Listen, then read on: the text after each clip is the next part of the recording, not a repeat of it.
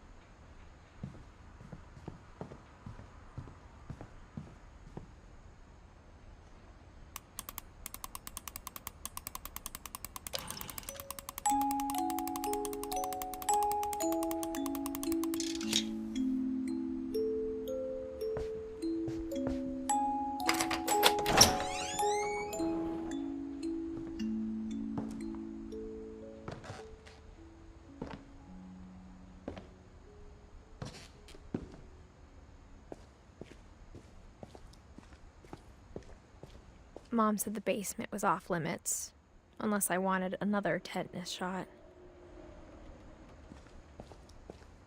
I saw Edie sneak down to the basement once, carrying packages. I thought maybe she was hiding presents. It turned out she was hiding a lot more than that.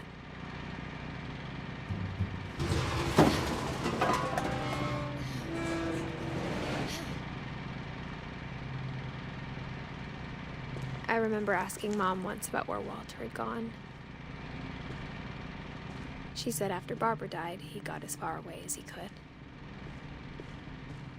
If there's a pattern in all these stories, I think it's that none of us has gotten very far.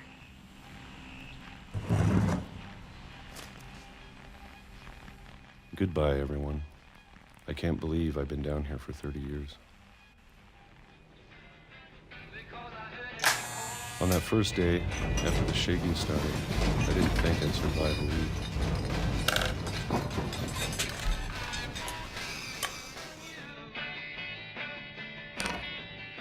But after a few days, I settled into a routine. That's what kept me sane. Having a schedule, living for today. I always expected to be dead tomorrow. But if you wait long enough, you get used to anything.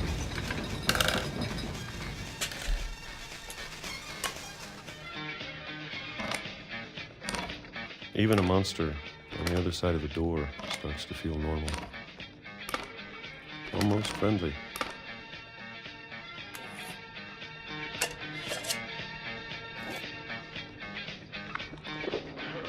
And then one day, everything just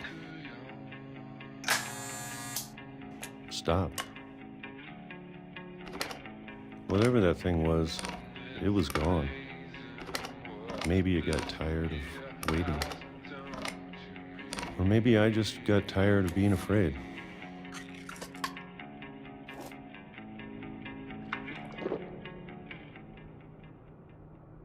It's been a week now, the longest in 30 years. I'm done waiting. I have to leave while I still can.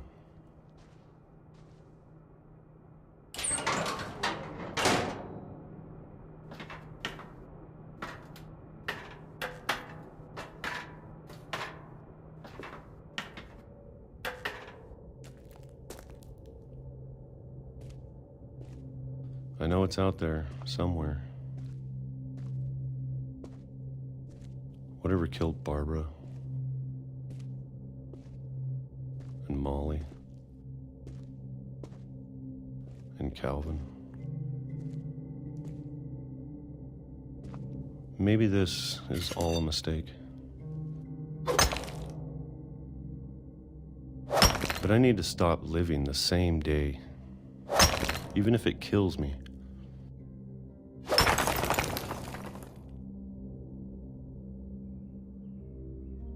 Whatever's out there, I want you to know I'm ready for it. I'm going to appreciate all of it, especially the food. I don't mind if I only have a year left. Or a month. Or a single week. I'd be happy with one new day. I can already imagine the sun on my face.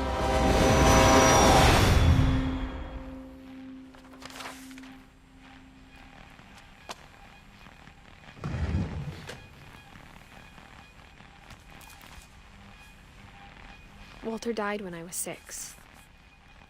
I can't believe my mom never told me he was down here.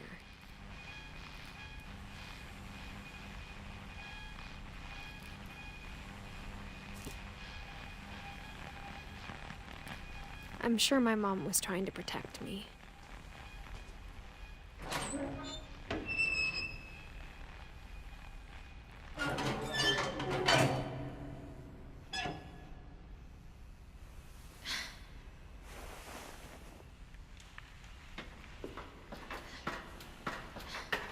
Maybe she was afraid I'd end up like Walter.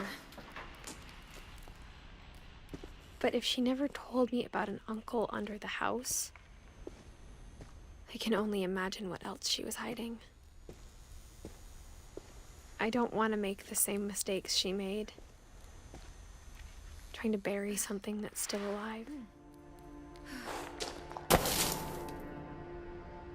Now that there's only one of us left, or maybe 2, I thought it was time I heard the stories for myself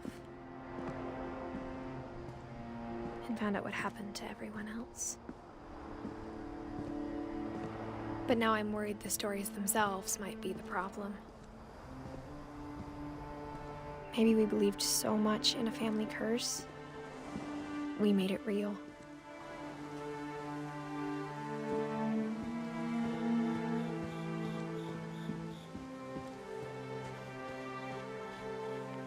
I don't know if I should even be writing this.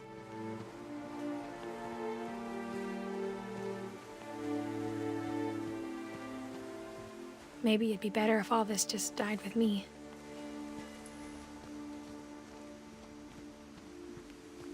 But I thought you should know about your family.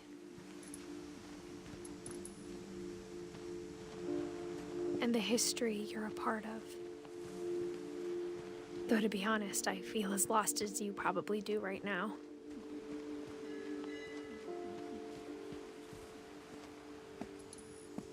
I think the people in these stories believed them, for what that's worth.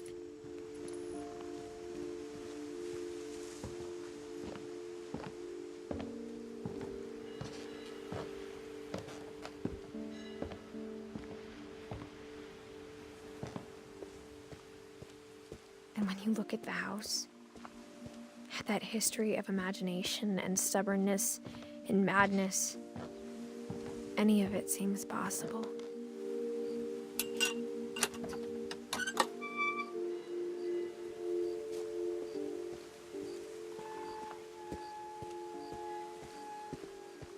I think we've been surrounded by death for so long, we've just gotten used to it. What kind of family finishes building a cemetery before starting the house?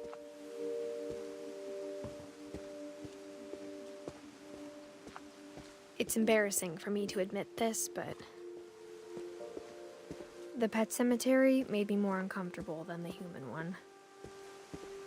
3 of the gerbils were mine, and 2 had been my fault. Sven built the house, but it was Edie who designed the cemetery. I'm sure Odin's monument had been Edie's idea. My mom was always trying to move on, but for Edie, the past never went away. She could see it poking out of the water at low tide. Edie said she dreamed about the old house every night.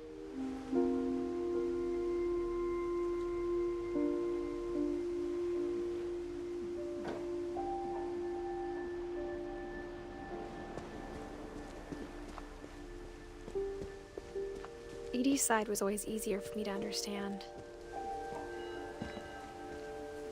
But the older I get, the more I can see where my mom was coming from.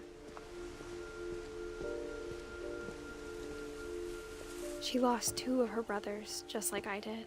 I get why she tried so hard to protect us.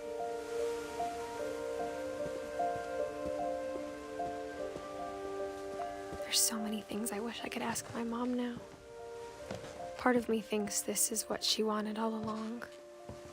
For me to come back someday and find everything out for myself.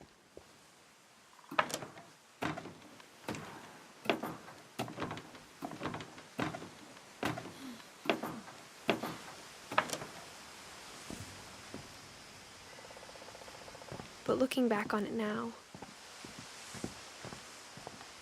if she told me there was going to be so much climbing, I never would have come when I was 22 weeks pregnant.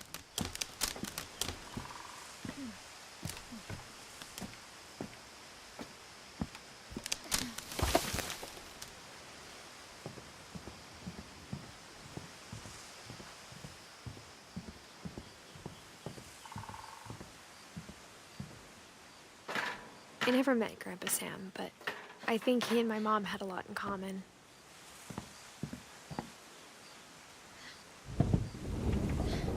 They were both pretty intense. Instead of hiding from death, Sam seemed to go out of his way to meet it.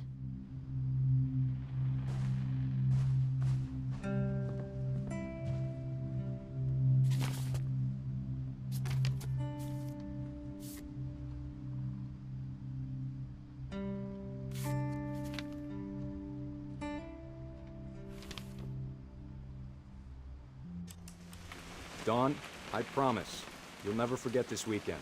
Yes, sir. These memories are gonna last a lifetime. Hmm? Perfect. Am I gonna have to shoot anything? It's gonna rain the whole weekend, isn't it?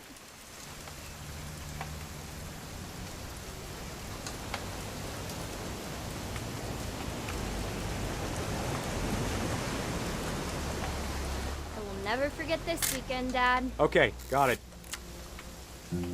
I'm gonna take some pictures, okay? Just be careful. That camera's older than you are. Aw.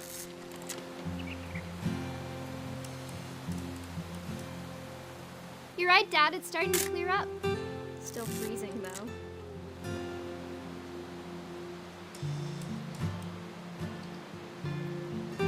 Definitely should not have drunk all that coffee. Hold still while I take a picture. Hey!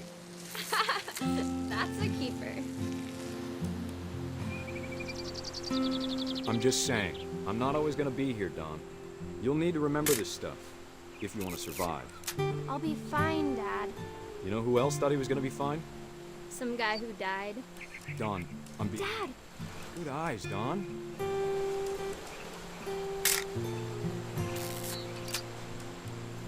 Before you take the shot, let me get a picture of you.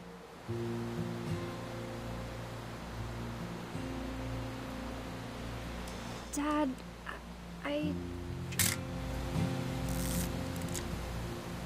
Let me get behind you. Do I have to do this? Dawn, you don't have to do anything. But if you... Great shot, Dawn!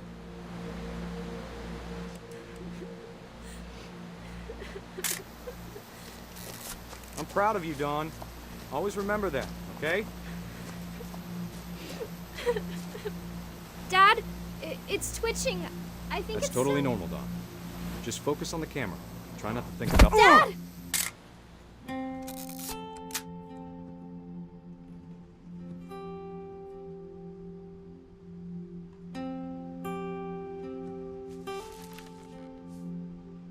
Of all these stories, that's the one I wish most that my mom had told me.